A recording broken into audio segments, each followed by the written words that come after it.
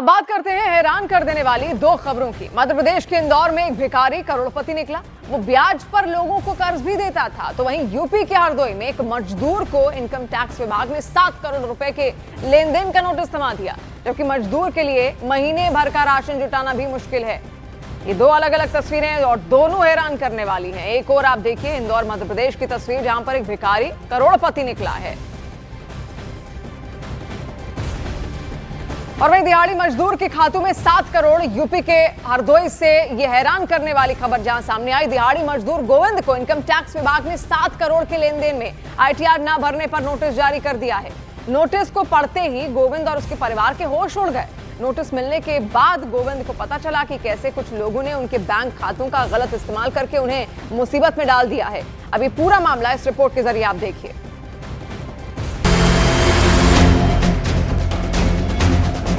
जिस शख्स के लिए महीने भर का राशन जुटाना मुश्किल हो, उसके बैंक खाते में 7 करोड़ रुपए जमा थे और उसे पता भी नहीं चला। उत्तर प्रदेश के हरदोई की ये घटना उन सभी लोगों के लिए एक सबक है जो दूसरों पर भरोसा करके अपनी बैंक डिटेल, आधार और पैन कार्ड जैसे बेहद जरूरी दस्तावेज साझा करते हैं। 6 साल पहले हरदोई के रहने वाले गोविंद ने भी यही किया था। गोविंद 2019 में काम की तलाश में कानपुर गए थे, जहां एक महिला ने उसे सरकारी योजनाओं का फायदा दिलवाने का लालच देकर उसे कुछ लोगों से मिलवाया। वो लोग गोविंद को अपने साथ HDFC बैंक लेकर गए और वहां पर गोविंद का खाता खुलवा दिया। बदले में गोविंद को 2 से 3 हजार रुपए मिले और कहा गया कि अब उसके खाते में सरकारी मदद आएगी।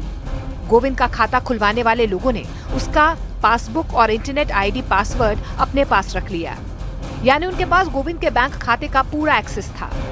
माना जा रहा है कि उन ठगों ने एक फर्जी फर्म खोलकर 2019-20 में उनके खाते में 7 करोड़ रुपए से ज्यादा की हेराफेरी की। वहीं खाता खुलवाने के कुछ दिन के बाद गोविंद अपने गांव वापस आ गए और खाता खुलवाने के बाद भी भूल चुके थे। लेकिन अब 7 करोड़ रुपए के इनकम टैक्स बकाया था। नोटिस मिलने पर उसके पैरों तले जमीन खिसक गई। अब गोविंद ने CM योगी से मदद की गुहार लगाई है। मेरे साथ जो फ्रॉड हुआ है, पैसे के चक्कर में मेरा रजिस्ट्रेशन कराया गया था। कानपुर में काम करने गए थे और खाता खुलाया गया था मेरा बिस्वा में, वहाँ मेरे साथ फ्रॉड। आज दुनिया भर के शेयर बाजारों पर निवेशकों की नजर है, जहां ग्रीनलैंड पर ट्रंप की टैरिफ धमकी से शेयर बाजार टूटा है। अमेरिकी शेयर बाजार डाउ जोन्स भी 600 अंक टूटा। निवेशकों को 10 लाख करोड़ से ज्यादा का नुकसान इसमें अब तक हो चुका है और नजर यही है ग्रीनलैंड पर क्या फैसला ट्रंप का यहां पर होगा, क्योंकि उस पर शेयर बाजार गंभीर रूप से निर्भर करता है।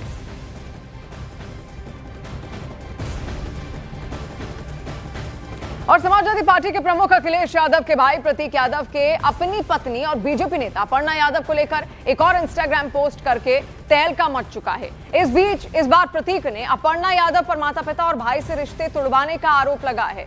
अभी रिपोर्ट आपको दिखाते हैं।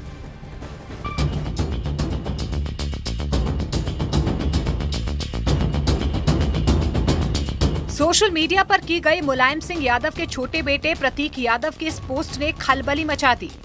इस पोस्ट में जो लिखा था उसे पढ़कर एक नई बहस छिड़ गई।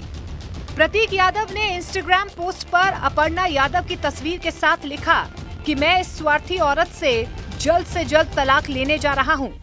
इसने मेरे पारिवारिक रिश्ते बर्बाद कर दिए। इसका एकमात्र लक्ष्य है मशहूर और प्रभावशाली बनना। इस समय मेरी मानसिक स्थिति बहुत खराब है। इसे कोई परवाह नहीं, इसे सिर्फ अपनी ही चिंता है। मैंने कभी ऐसी बुरे इंसान नहीं देखी।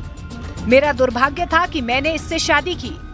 जैसे ही प्रतीक यादव ने यह पोस्ट किया, न्यूज 18 ने अपर्णा यादव से बात करने की कोशिश शुरू कर दी, लेकिन उनसे बात नहीं हो पाई। हालांकि अपर्णा के भाई से बात हुई। अपर्णा के भाई ने दावा किया है कि प्रतीक यादव का अकाउंट हैक हुआ है और ये पोस्ट उन्होंने खुद नहीं किया। लेकिन प्रतीक यादव के सोशल मीडिया अकाउंट पर जो लिखा गया, उसने अपर्णा और प्रतीक यादव के रिश्ते को चर्चा का मुद्दा बना दिया। लोगों ने सवाल पूछा कि क्या सियासत की वजह से प्रतीक यादव सच में अपर्णा यादव को तलाक देने वाले हैं, क्योंकि मुलायम सिंह यादव की बहू होने के बावजूद अपर्णा यादव बीजेपी का हिस्सा हैं। उन्होंने 3 साल पहले यानी कि 2022 से बीजेपी ज्वाइन की थी। वो 2022 विधानसभा चुनाव में लखनऊ की सरोजिनी नगर सीट से बीजेपी का टिकट भी मांग रही थी, लेकिन उन्हें टिकट नहीं मिला था। हाल ही में लखनऊ के केजीएमयू धर्मांतरण कांड में अपर्णा काफी सक्रिय नजर आई थी, क्योंकि उन्होंने अपने समर्थकों के साथ वहां पर प्रदर्शन किया था। और अपर्णा की इसी सियासी सक्रियता के बीच सियासत से दूर रहने वाले उनके पति के सोशल मीडिया अकाउंट पर एक पोस्ट आ गई, जिसमें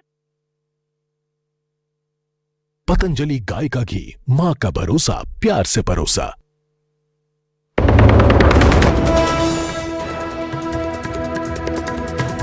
बीजेपी के राष्ट्रीय अध्यक्ष का पद संभालते ही नितिन नबीन के ताबड़तोड़ फैसले। विनोद तावड़े को केरल का चुनाव प्रभारी नियुक्त करते हुए चंडीगढ़ मेयर चुनाव की भी दी जिम्मेदारी। तेलंगाना नगर निगम चुनावों के लिए आशीष शेलार चुनाव प्रभारी बनाए गए।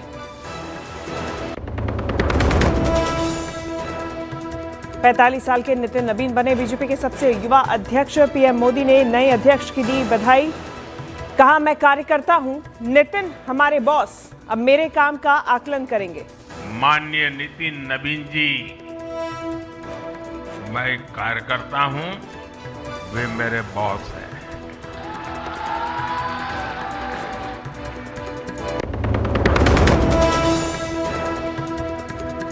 अमेरिकी राष्ट्रपति डोनाल्ड ट्रंप की ग्रीनलैंड टैरिफ धमकियों से फिर बढ़ा ट्रेड टेंशन। दुनिया भर के शेयर बाजार में दर्ज की गई बड़ी गिरावट।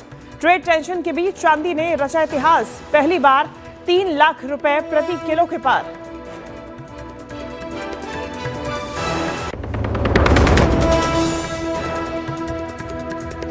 ट्रंप टैरिफ का असर कम करने की तैयारी। ईयू प्रमुख बोली, भारत के साथ ऐतिहासिक ट्रेड डील जल्द। गणतंत्र दिवस पर